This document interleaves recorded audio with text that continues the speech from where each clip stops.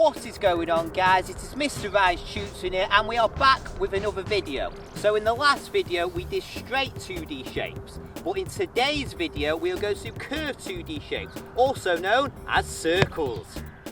Now we are going to discuss two main parts of the circle, which are the diameter and the radius.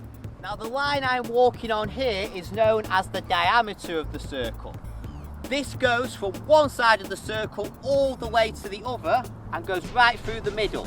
But we've also got another line which is also called the radius. This starts at the halfway point and works either side. So we've got one on the left and one on the right.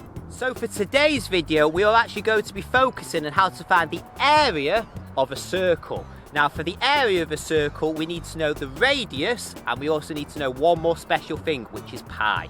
Now pi is a special number when it comes to circles. It is actually a really long number, as you can see on the screen here.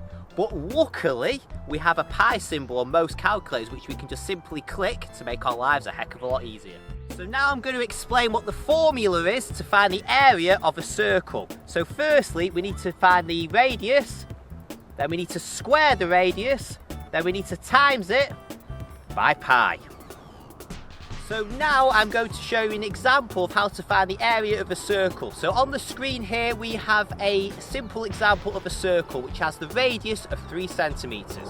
So in order to find the area of this circle, we first need to look at the radius part of the formula, which in our circle is 3 centimeters. So we are going to square that, so that is 3 times 3.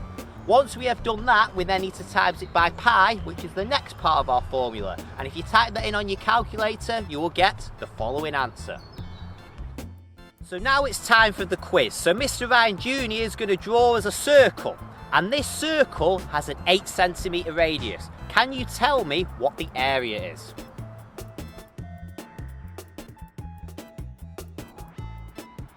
Now, in order to work this out, we first need to do 8 times 8, which equals 64. And then we do 64 times pi, and if you've typed all that in correctly, you should have got 201.06 centimeters squared as your answer.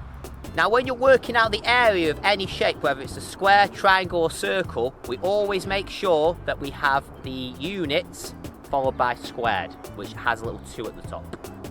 Anyway, that is it for today's video on the area of a circle. Don't forget to like, comment and subscribe, and I'll see you guys on the next video. Peace out.